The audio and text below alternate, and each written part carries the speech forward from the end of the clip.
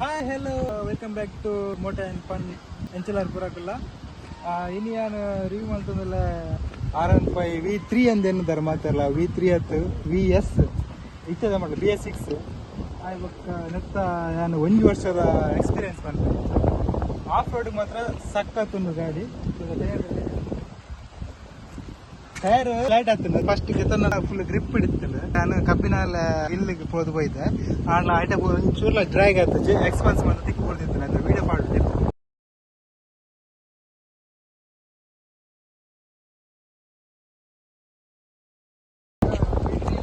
V3 ಅದು and VS ಒಂದು V4 engine V4 strength ಪೂರ ನೆಟ್ಟೆ ಒಂದು ಅಂಡ್ ಶೇಪ್ ಮಾತ್ರ V3 ಇತ್ತು.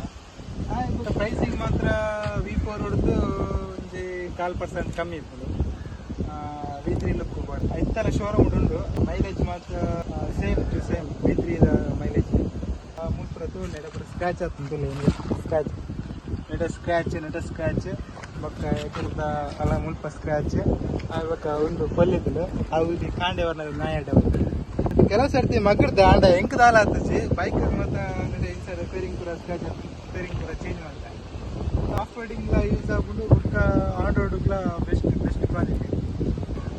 ಕಲರ್ ಒಂದು ಮ್ಯಾಟ್ ಇರ್ತೀನಿ ಯಾರು ಗ್ಲಾಸ್ ಮಾಡ್ತೀನಿ ಗ್ಲಾಸ್ ಶೈನಿಂಗ್ ಸ್ಪ್ರೇ ಮಾಡ್ತೀನಿ. ಬೊಕ್ಕ ನಿಕ್ಲೆಗ್ PPF ಮಂತನೆಲ್ಲ ಒಂದೇ ಲುಕ್ ಬರ್ತದೆ ಮಾತ್ರ. ಇತ್ತ ಇಂಚಿಡು 12,054 ಕಿಲೋಮೀಟ್ರ್ ರನ್ನಿಂಗ್ ಆಗ್ತದೆ ಸರಿತಲೆ. ಇತ್ತ ಅದೇ ಮುಟ್ಟ ಹಿಂಗೆ ಪ್ರಾಬ್ಲಮ್ ಹೋಯ್ತು ನೆಟ್ ದಾಲ ಶೂಸ್ ಅಂಚಪುರ ದಾಲ ಹೋಯ್ತು ಆಂಡಲ ಎಡ್ಡ ರನ್ನಿಂಗ್ ಉಂಟು ಗಾಡಿ. ಸರ್ವಿಸ್ ಕಾಸ್ಟ್ ಬರ್ತದೆ ಯಾನು ಪೇಯ್ಡ್ ಮಾಡ್ತೀನಿ ಅದು 10 ಸರ್ವಿಸ್ ಮುಟ್ಟ ಫ್ರೀ ಬರ್ತದೆ. ನಾಳೆ ಪೇಯ್ಡ್ ಮಾಡ್ತೀನಿ ಗಾಡಿ ಬಂದ ಯಾನು ಫಸ್ಟಿಗೆ 1,000 ಸರ್ವಿಸ್ ಕೊಡೋದು ನಾಳೆ ಪೇಯ್ಡ್ ಮಾಡ್ತಿದ್ದೆ. ಐ ಟೇಕ್ ಪೇಯ್ಡ್ ಸರ್ವಿಸ್ ಬರ್ತದೆ. ಪೇಯ್ಡ್ ಸರ್ವಿಸ್ ಅಂದರೆ 1,000 ಆಯಿಲ್ ಇಲ್ಲಿಗೆ ಜನರಲ್ ಚೆಕಪ್ ಮತ್ತು 1,000 ಸೇಮ್ ಪೂರ ಆಡಲ್ಲ ಯಮ ಹಾಕಬೇಕ ಬಜಾಜ್ KTM ಕಂಪೇರ್ ಮಾಡ್ತಾನೆ ಅವೇ ಹೇಳಿದ KTM ಬಜಾಜ್ ಕಂಪೇರ್ ಅಂತಂದ್ರೆ ನಮ್ಮನ್ನ ಒಂದೇ ಯಮಾನೆ ಬೆಸ್ಟ್. ಮೈಲೇಜ್ ಇಡಾವಡ್ ಸ್ಪೀಡ್ ಇಡಾವಡ್ ವೈಟ್ ಲಾವಡ್ ಮತ್ತು ಟೈರ್ ಅವೆ ತೋಲಿ ಟೈರ್ 12,000 ರನ್ನಿಂಗ್ ಆಗ್ತದೆ. ಆಡಲ್ಲ ಈತುಂಡು ಹೊರಲ್ಲ ಚೇಂಜ್ ಮಾಡ್ತೀವಿ ಒಂದು ಸ್ಟಾಕ್ ಟೈರ್ ಅಂತಲ್ಲ ಅದು ನೂರು ಮಾತ್ರ ಟೈರ್ ಚೇಂಜ್ ಮಾಡ್ತೀವಿ.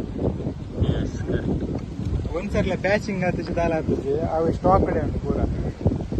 ಮತ್ತೊಂದು 2 ತಿಂಗಳು ಅಂಡು ನಾನು 1 ತಿಂಗಳು ಒಂದು 1 ವರ್ಷ ಪೂರ್ತಿ ಆಗ್ಬಿಟ್ಟು until then bye take care see you ಬೊಕನ್ ಲಾಗ್ ಟ್ರಿಕ್ಕಿಗ ಮಾತೆಲ್ಲ.